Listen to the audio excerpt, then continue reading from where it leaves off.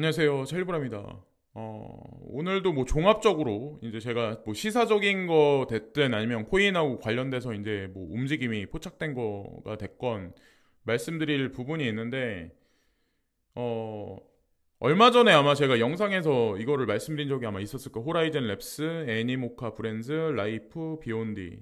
애니모카 브랜즈의 자회사가 라이프, 비욘디고, 이번에 뭐 중요한 어떤 그런 게 있어가지고 이게 이제 한국에서 개최가 됐었는데, 제가 이제 지나가는 김에 이제 한마디 말씀드리려고 해요. 여기 애니모카 브랜즈라는 이 회사 있잖아요. 이 회사가 이제 어떤 회사냐면, 여러분들 샌드박스라는 그 회사 아시나요?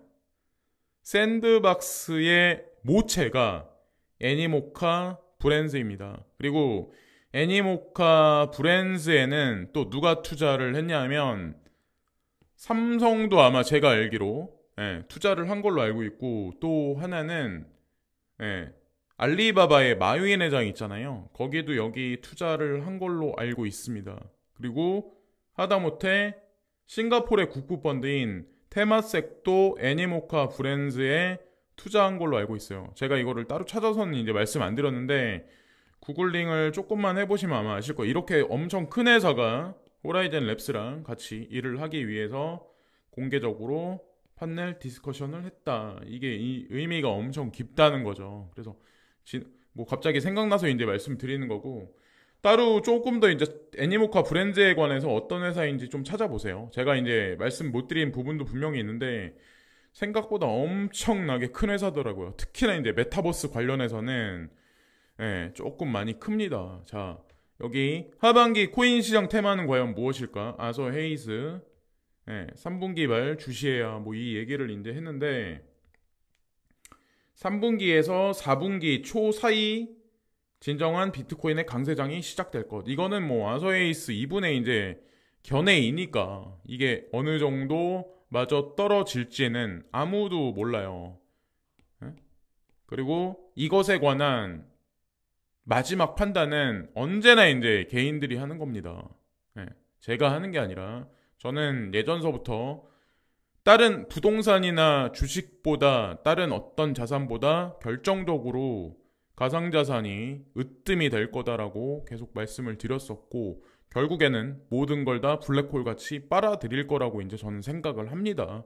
어느 순간 주식시장보다 훨씬 더 커질 거고, 여기서 인내를 하냐, 투자를 해서 기회를 뭐 잡냐, 놓치냐, 이것도 다 뭐 개인의 운명이라고 이제 저는 생각을 해요. 세상에 억지로 이루어지는 일은 없어요. 그리고 내가 뭔가 기회를 포착했을 때 노력을 하신 분들은, 그리고 꾸준하게 공부를 일관되게 하신 분들은 분명히 그에 버금가는 수익 실현을 이제 반드시 하실 겁니다. 자, 그리고 바이낸스가 요즘 들어서 FD, USD에 이제 힘을 계속 주고 있죠.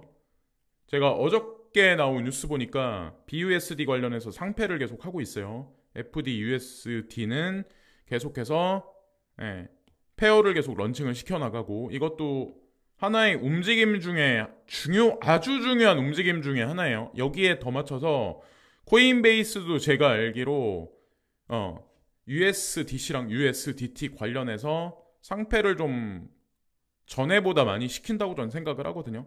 지금 현재 상황이. 그래서 코인 시장에서 지금 필터링 돼서 관련 나가는 코인들이 있고, 그래서 그냥 머물러 있는 코인들이 아마 있을 거예요. 그래서 오히려 반사 이익을 어느 순간에 시장이 정화되기 시작하면 보지 않을까라는 생각을 합니다. 그래서 FDUS에 도지가 들어갔고, 뭐 솔이 들어갔고, 뭐 요랬다, 이런 일이 있었다는 거, XRP까지 해가지고 말씀드리고, 자, 이제 조만간에 얼마 안 있으면 아마 아시안 게임이 있을 거예요. 중국은 알리페이와 위챗페이를 중국 명목 화폐 위에나보다 아마 더 앞장서서 내세워서 이걸 아마 전격 좀 많이 실시해서 관광객들한테 많이 이거를 좀 사용하게 만들지 않을까 생각을 해요. 중국 인민은행 뭐 디지털 위에나 모든 소매 단위에서 사용 가능해야. 도매 단위가 아니라 소매 단위라면 그냥 일상이잖아요. 그냥 일상. 자, 하여튼 지금 이런 일이 일어나고 있고, 9월 5일날 끝없는 줄퇴사 바이낸스 임원 또 떠났다. 계속 이제 악재 뉴스, 뭐 해킹 뉴스, 무슨 뭐 선물 거래가 중단됐다. 중간에 조금씩 한 번씩 이렇게 탁탁 던져줘요.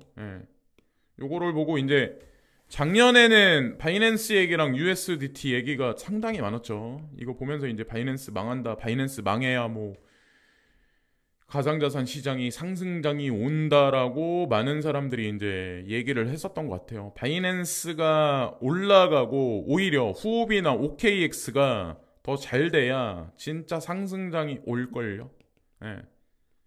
제가 봤을 때는 그래요.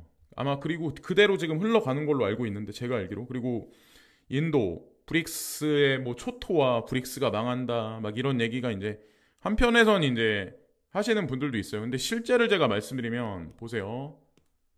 인도판 KTX 만들고 고속도로 뭐 여기 보면 2배로 느려쳐진 물류 혈관 뚫는다. 그러니까 한마디로 전체적으로 인프라를 계속 확장하고 있는 거예요. 그래서 인도가 이렇게 될 거라는 기회에 관해서 아셨던 분들은 이미 2010년도 이전에 들어가서 사업을 지금까지 하고 계신 분들이 있습니다. 되게 열악한 환경에서 이분들 다 자리 잡고 지금 손가락 까딱 안 하고 돈 많이 벌어요. 되게 많이 벌어요. 앞으로 더 벌겠죠. 인도 중산층이 늘어나고 더 잘 살게 되면. 그래서 미디어가 모든 진실을 말해주지 않는다라고 제가 오늘도 말씀드리고 싶어요. 항만 작업 속도 5일에서 2일로 줄여들었다. 이 얘기.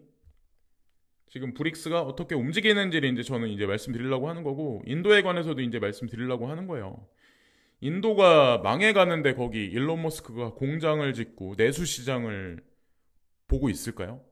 애플사가 인도에다 공장을 짓고 저임금 노동자를 쓰긴 하지만 그들이 저임금 노동자에서 중상층으로 성장을 하고 중산층이 내수를 받쳐주면 그 시장이 얼마나 괜찮을까요? 그런 미래의 비전을 보고 기업인들은 움직이는 거죠. 단편적인 뉴스를 보고 오늘 내일 오락가락 하는 게 아니라 큰 흐름의 어떤 그런 거를 기업가들이니까 보고 있지 않나라는 생각을 해요. 그래서 인도가 실제로 보면은 항구에 이제 이런 배들이 이제 정박을 하면은 이 처리하는 속도가 되게 늦어서 컨테이너에 어떤 그런 그 부패되는 어떤 그런 뭐 식음료 뭐 그 가공품들이 되게 많았었다고 저는 알고 있거든요. 근데 이런 기간이 단축되면 단축될수록 더 현대화되는 거죠. 지금 현재 상황이. 그래서 식품이나 냉동 냉장 인프라, 뭐 상하수도 뭐 이런 거 철도에 관한 인프라가 계속해서 진보하면서 확장되고 있는 현재 인도이지 않을까라는 생각을 해요. 그리고 타일달러, 미국 달러는 준비통화로서 지배력을 상실할 것인가. 여기 JP모건에서 이 얘기를 하죠. 그러니까 어저께도 제가 비슷한 얘기를 말씀드린 것 같은데 실은 오페크 플러스가 달러 기반에서 이렇게 체인으로 움직이다가 인프라망에서 움직이다가 브릭스 쪽으로 전향되면서 사실은 이게 그냥 확고히 공고히 돼버린 상황이지 이게 갑자기 이 스탠스가 갑자기 변하진 않을 거예요. 달러화는 천천히 진행되고 브릭스 확장도 아주 모르게 은밀하게 진행되죠. 그러다가 어느 순간 GDP, GNP가 엄청나게 올라가 있다는 거를 우리는 뉴스를 통해서 2027년 정도면 보게 되지 않을까 생각을 합니다. 그리고 지금 현재 한국 미디어만 보면 한국과 중국의 관계는 되게 틀어져 있는 것 같고 중국과 일본의 관계는 되게 틀어져 있는 것 같지만 사실은 한중일은 이면에서는 점점 엮여지고 있는 현재 상황입니다. 제가 알기론 그래요. 그것도 얼마 가지 않은 시점에 미디어에 아마 나오기 시작을 할 거예요. 그래서 제가 이런 말씀 드리면 뇌피셜 아니냐. 근데 저는 이런 거 말할 때 근거가 있기 때문에 얘기하는 거예요. 그래서 그냥 공중파 미디어에 나오는 거 일반적인 뉴스 보고 뭐 유튜브 하시는 분들 있잖아요. 그걸 보고 동화돼서 움직일 분들은 움직이는 거고 저같이 이제 속속들이 파헤쳐서 이런 깊숙한 굵직한 흐름까지 보는 분들은 뭐 제가 말씀드리면은 어느 정도 아마 인지를 하실 거예요. 그래서 찾아보지 않으면 몰라요. 예, 우리가 표면상 어쨌건 한중일은 요 해서 요거대로 지금 스위프트 2.0망은 전 세계로 확장되고 있는 거고, 리플사가 미국 내에서 사업을 원활하게 영위하지 못하는 거는 당연히 기축통화국이니까 어떻게 비트코인을 앞장 세워서 달러 대신에 그렇게 어떻게 표명한 뭐 스테이블 코인이 좋다, CBDC가 좋다, 어떻게 그렇게 얘기를 할 수가 있을까요? 그러니까 상대적으로 신흥국이나 개발도상국 위주로 지금 계속해서 세력을 확장하고 있는 가상자산 생태계가 아닐까 생각을 해요. 자, 어쨌건 이거는 이제 공동통화가 어느 순간 분명히 나올 거라고 저는 생각을 합니다. 그리고 국민 10명 중 8명이 이거 9월 6일날 5일날 이때인데 80%가 가상자산에 관한 인식이 안 좋아요. 그러니까 그냥 투자가 아니라 도박이라고 생각을 하신다고 하더라고요. 이거는 지금 투자하는 사람들한테 기회예요. 오히려. 그래서 가상자산에 지금 투자를 안 하시는 분들은 나중에 아마 크게 뒤통수를 맞을 겁니다.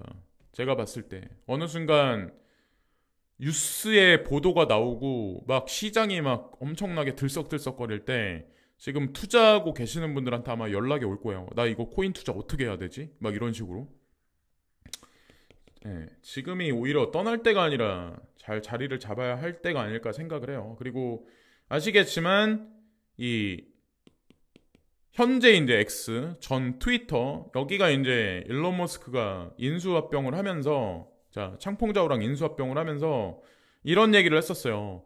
종합금융 서비스를 대중들에게 제공을 할 거다라는 얘기를 하죠. 그러면서 이제 이 얘기를 이 라이센스를 계속 미국 내에서 받아가기 시작을 합니다. 그래서 계속해서 아마 늘어날 거예요. 어느 시점까지 11월 달 뭐 어느 시점까지 계속 늘어날 텐데 나중에 아마 공식적인 좀 중요 발표를 하지 않을까 생각을 합니다. 그래서 결국에 이제 미시시피까지 이 결제 관련한 라이센스를 받았다 이 얘기가 나왔더라고요. 그래서 그 일전에 했던 얘기랑 같이 보시면 되고, 제가 이제 브릭스의 확장을 이제 말씀드렸는데 이제 지금 현재 중국에서 인도로 넘어갔는데 아프리카가 상당히 중요한 어떤 그런 데거든요.